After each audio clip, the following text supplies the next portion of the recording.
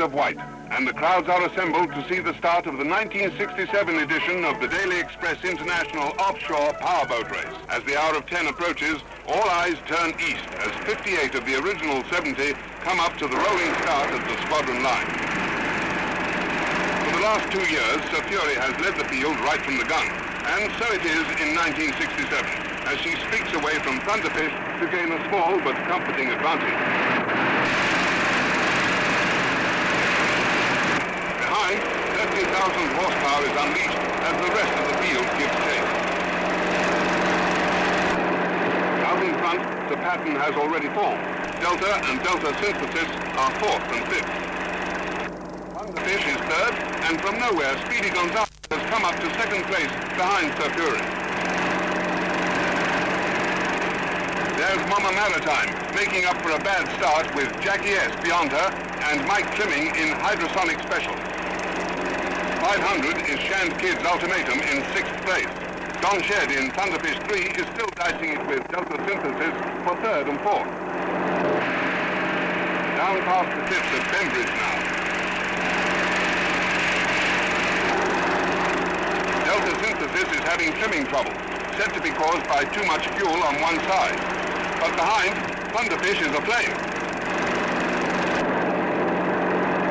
John Arano in Maltese Magnum stops to give assistance. A broken drive shaft pierced the fuel tanks and the crew are in danger of their lives. There's nearly a ton of high-octane petrol aboard. Hydrosonic Special comes in. Watch the lifeline go across. Behind, Don Arano is pulling Figgins aboard.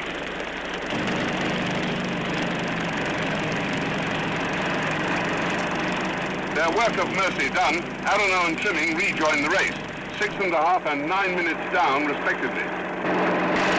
At Ventnor, 35 miles from the start, Sir Fury is a minute ahead at an average speed of 55 miles an hour. Delta Synthesis is on terms now with Sir Fury as they go back to Southsea, but young Gardner has taken the lead. Is it an unfilial gesture, trouble for Sir Fury again, or just race tactics? Everybody would like to know as Delta increases her advantage to gain a minute on the way back to Southsea again.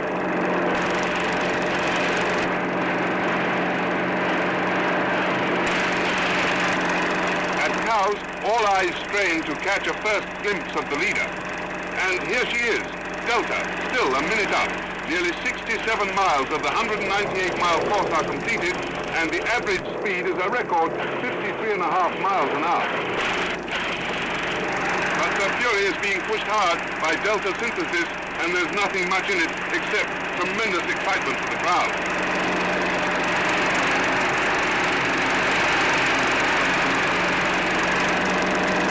In 4th place, 7 minutes behind the leader, is Bob Rodman in Thunderstreak II.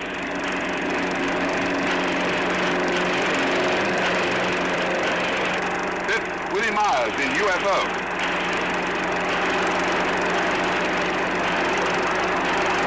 Meanwhile, the 2 Gardner boats are screaming their way towards the Needles, skimming through the ultra-smooth waters apparently without a care in the world.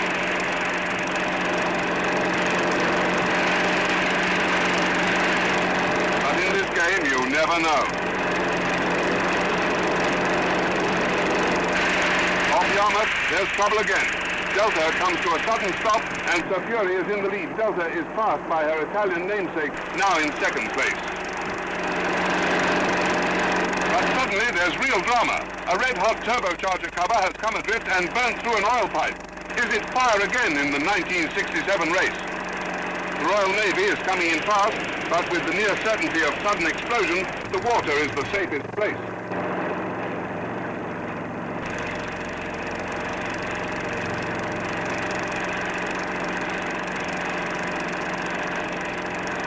And now, with fire apparently inevitable, chance takes a hand. The downdraft from the film helicopter flying just over the boat is sufficient to close the hatch covers and set off the automatic extinguishers. Watch, you'll see them go. Its good deed done, the helicopter races off to chase the leaders, now well on their way to the Boston turn. It's still Sir Fury with Delta Synthesis a minute away and porpoising badly in spite of the smooth water.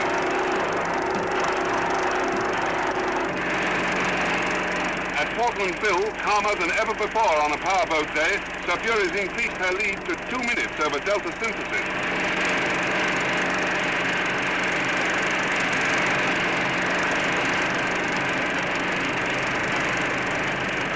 The unprotected waters of Lime Bay lie ahead, but on a day like this, most of their sting has been removed, and there's not much to worry Surfuri's crew.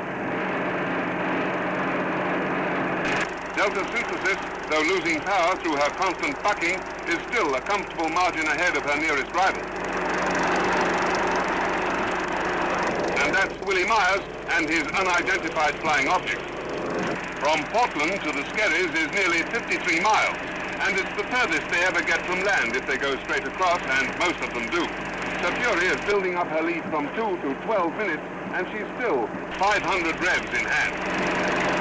Delta Synthesis, badly handicapped by her instability, is dropping back and taking a hell of a pounding all the time.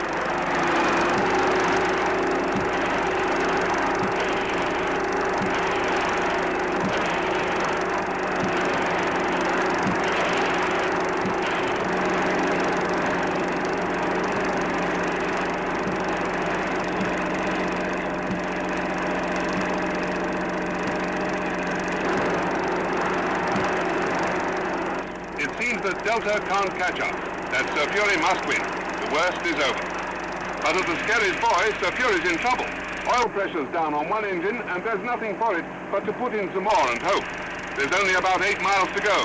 Is Surfuri to be robbed of victory after all? Charles Gardner and mechanic Ian Duntford are determined to keep her going, despite the personal inconvenience.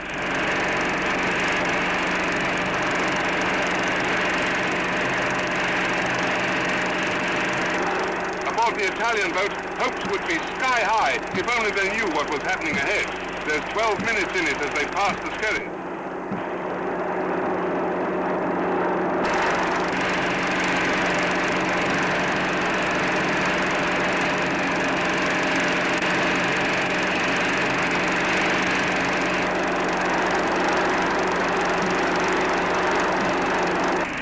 Suddenly, the oil pressure stays up, and Surfuri leaps forward to certain victory.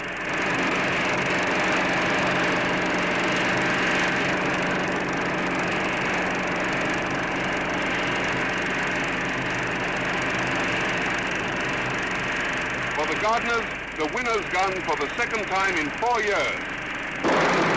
And the justification of all the trust they put in the boat itself.